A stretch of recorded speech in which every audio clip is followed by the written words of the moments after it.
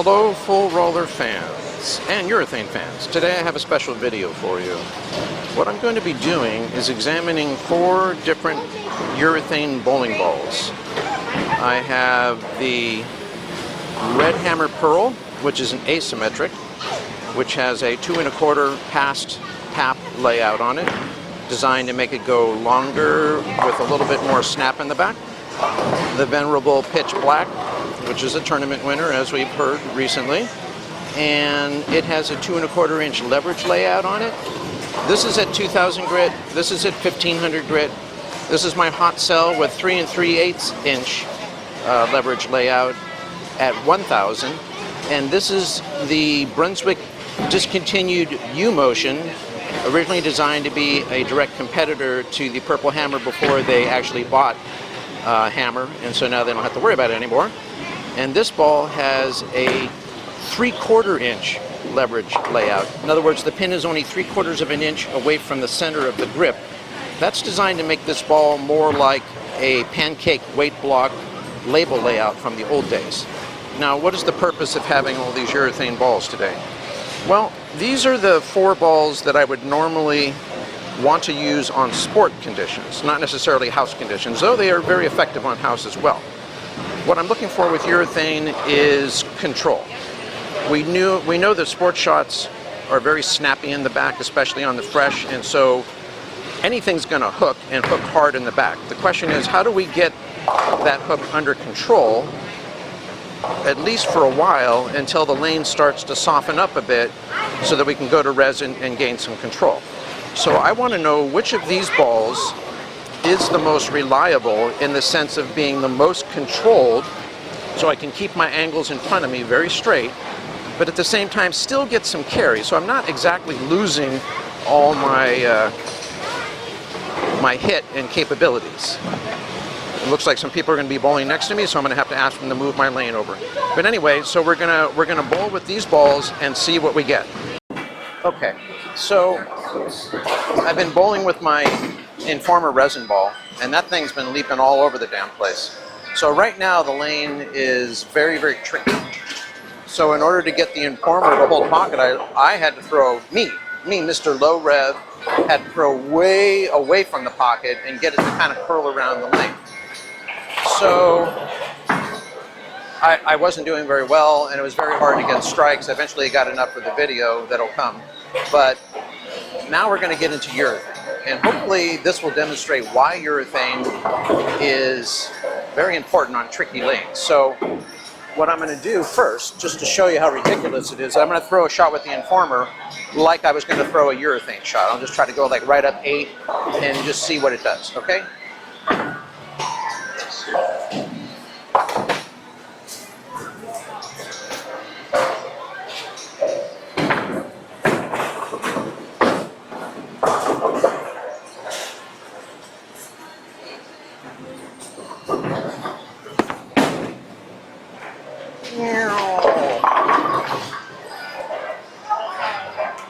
Okay, so I missed a little right, but it just, you know, there you have it, right?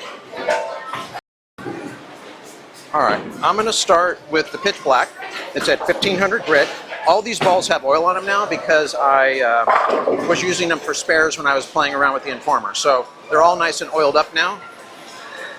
So I'm just going to go, probably stand on 8 and go up 8. So just 8-8 with the Pitch Black and just see what happens, you know, because I don't know. I'm not lined up with any of these balls. I was just using it for spares. First shot, let's see what we get.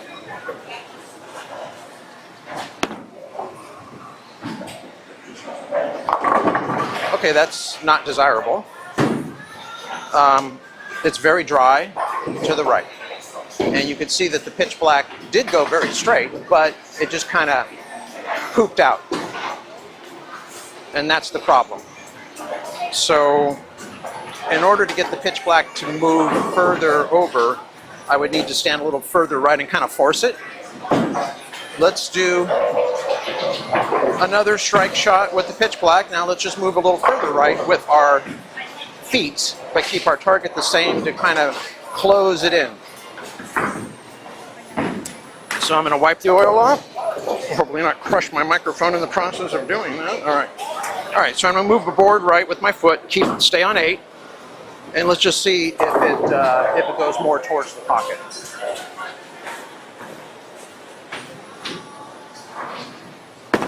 Uh-oh. Yeah, I misleapt.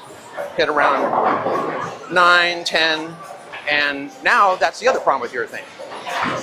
You miss the dry portion. You hit the oil portion and it just goes straight, skids, and has no hitting power. So, very annoying.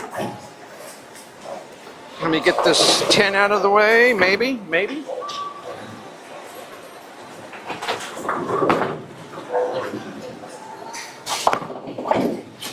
Get over there.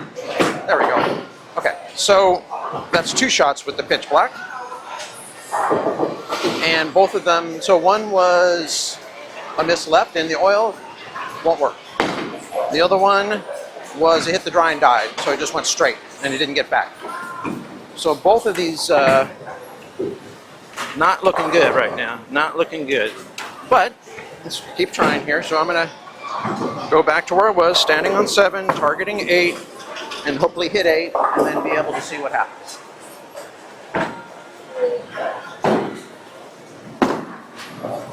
Better? Get over there. Yeah, it's not doing anything. All right, let's see. All right, I'm going to move further right with my target. So this is an experimental process. I'm trying to figure out what the heck do I have to do here. So I'm going to keep my foot the same, but I'm going to move the target to 7, right into that dry, and see if it will tip. There you go. And it goes crazy. So you see what we're dealing with here. We're dealing with an extremely blocked over-under condition where to the right, 7 and to the right of that is like ultra hyper dry. So any ball over there is just going to check early and go crazy. But left of that is like a ton of oil. So the ball just doesn't want to do anything. So that was the pitch black. And the pitch black didn't seem to like the condition and the whole lane broke. Oh no, here it is. So now I'm going to switch balls and we'll go to something else and see if it has any better luck.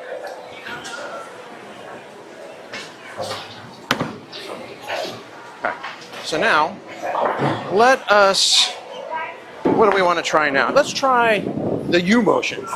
Now the U motion, the oil is already absorbed into it, so I don't really think it's a urethane ball. I think it's like one of those urethane-like hybrids. All right, so I'm going to try to make the same shot that I just tried to do with the pitch black, which is I'm going to stand on 7 and throw on 7. Now this, I have no idea what's going to happen.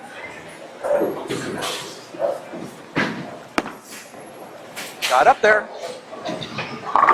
Wow. Okay. Now you see how much better that is. Because the ball is not as early as the pitch black. So what it can get way up the lane, and because it has just that 3/4 inch pin, it retains a tremendous amount of energy. And I really think it's more like a resin ball. Let's try that again. So 7-7. Sounds like something broke on one of these lanes.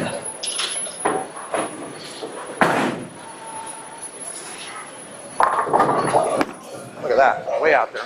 Will it come back? Nah, I threw it too far right. Yeah, that was too far right. And even that ball dies out there. So there's not much you can do about it. So far, the U-motion seems much better playing from the right, and even on this really dry condition, because it's very mild. Oh, it's got oil on it. Better wipe it. All right. So let me get over here again. 7-7. Try not to get it too far right so it doesn't burn up. All right. Oh, nope. Oh, I hit the pocket though. It's kind of a miracle. All right, well, if I'm not throwing the ball good, then you can't really learn much, right? Once again, trying to get the ball. I think there's a good shot over there if I can just hit it.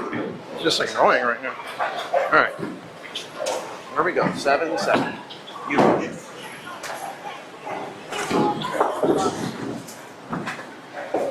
Better. See that? So you hit the target right, and you're rewarded. You just gotta do that all the time, and you'll be fine. All right, so I think one more with the U motion, and then we'll move on to something else. But the U motion's looking really good. Okay, one more shot. Try to go 7-7.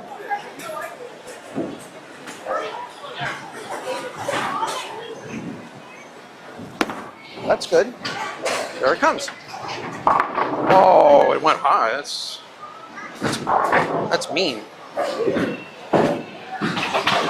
Okay, so now we're going to switch to something else. The pitch black did not look good for me. Now let's try the hot cell.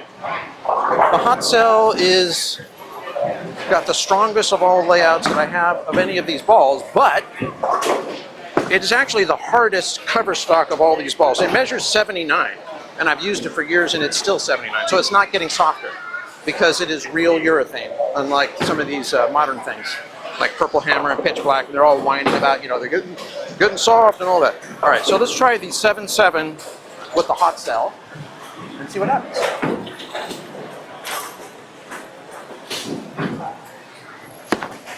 Whoops. Yeah, I misleft, hit 8, and it hits that oil, and then it doesn't want to do anything. Okay, so I'm trying to go 7-7 with the hot cell. Let's see. Wipe the oil off. All right, let's try this again. Hot cell, 7, standing 7, throwing 7. Wondering what will happen. Staying away from the oil on the left. That's better. Get in there. Oh, God. All right, so it overreacted. It's a little stronger than the U motion, meaning that it reads the lane a little earlier, and then it starts going. So what I'll do is I'll move my foot one left and trying to make the same shot after I get this out of the way.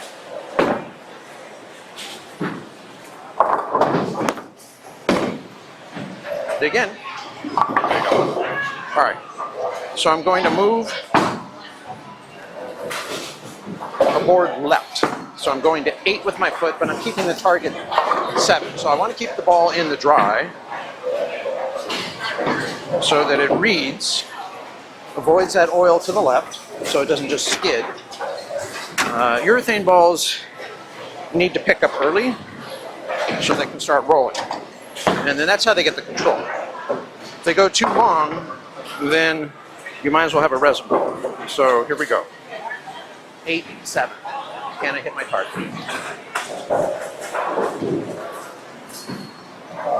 There it is. Get over there. Bam. Oh, and it leaves the weak. Well, it was a ring tin actually, but yeah, now see, that's the problem. When you start going around the lane with urethane, unless you have a good rip rate, which I do not, you're going to end up with that kind of crap. So the U motion goes further down the lane, and then it drives across pretty hard. What do I got to do to get the 10 out with the hot cell? Well, maybe throwing it way over there isn't the right option, but let's try it one more time. So once again, I'm gonna come back half a board. So I'm gonna go 8.5. Or actually, it's 7.5, not 7. Maybe. There we go. Okay, so just a half board back to the right with my foot allowed the ball to read the lane properly. And you can see how the ball comes in with a nice control and a nice sweep. So it's not, I mean, if you're a really good bowler who's super accurate, you can use urethane to like incredible effect. And that's why we see the pros doing that, because they're so amazingly accurate. So let me try that again. I mean, literally you can just sit there all day throwing the same shot if you're really that good.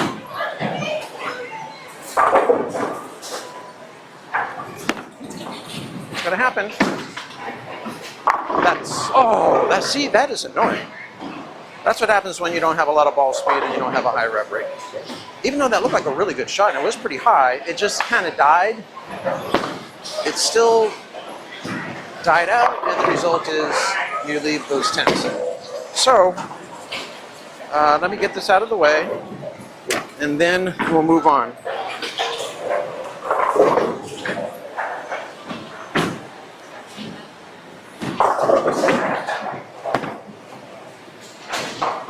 Okay. So now, let's try, what do I want to try? Okay, I tried the pitch black, that was garbage. The U motion was really good. The hot cell was so-so. And now I'm going to go to the, what I like to call the Crimson Hammer, which is a red hammer pearl with an asymmetric core, a length layout. It has the same layout as my Informer. And it's at 2000 and it's a pearl. So all these combine together to say, we have no idea. So let's try it. I'm going to go 7-7. I'll start there again. See what happens. Uh-oh. Whoops. I dropped it and pulled it left. And it was right in the oil. And guess what? It just like was amazing.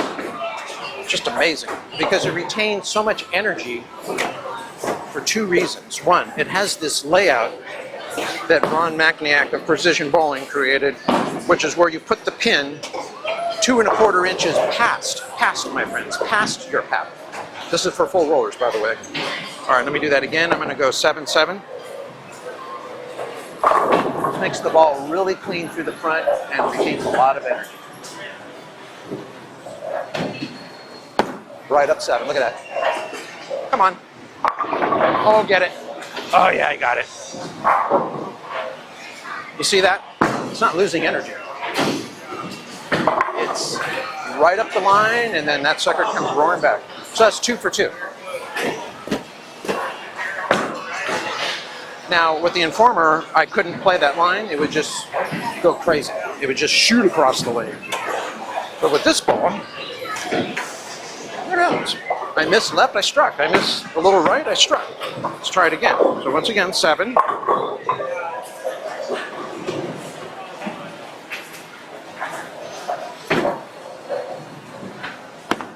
Right there. There it is. Hold. No, it didn't hold. And then I get a split. Very unfortunate. So the difference is that I threw it a little slower, missed a little left, and I get a split. So now I have an open. While with the other balls, you know, my bad spare shooting aside, I was clean, right? So now there's nothing I can do here, except try to get count. So I'll just try to get 2, see what happens.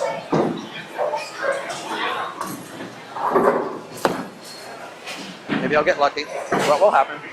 No luck. Okay. So that's sad. But it's actually telling me that based on that missed left and the fact that it just went high flush and crushed the pins, maybe it's telling me I don't really need to be throwing it so far to the right. I can throw in the oil more direct. Still have the same control I want with urethane, but get resin-like hit. So let's do that. So I'm going to stand on 7, but I'm going to target 8. And just see what happens. There we go. That's better. What will happen? That's what will happen. A perfect strike.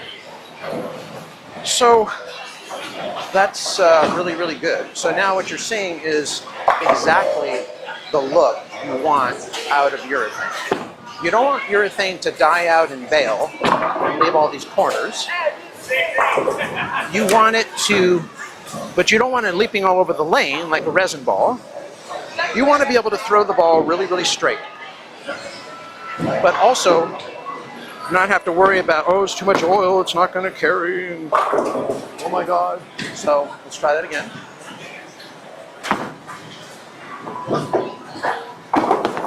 There you go. What will happen? A perfect effect. See? Now I'm lined up. Now I can just sit here all day. That's what the pros want.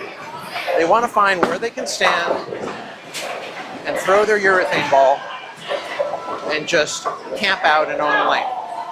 And not even really have to adjust or do anything. Assuming other people are not burning up the lane with their resin balls, they're good. They don't have to do anything. So let's do it again. Now, of course, I'm not that great a bowler, so my accuracy is going to vary.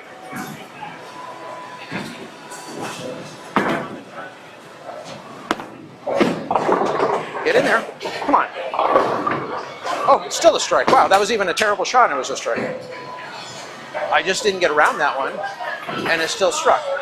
So you see what happens when you find that magic spot, you are locked in.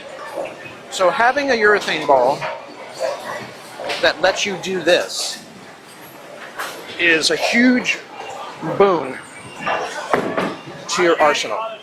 I mean, having great resin balls is fine. There's nothing wrong with that. But you should have at least one urethane ball that can do stuff like this. When you have that, then you're like, I have a chance.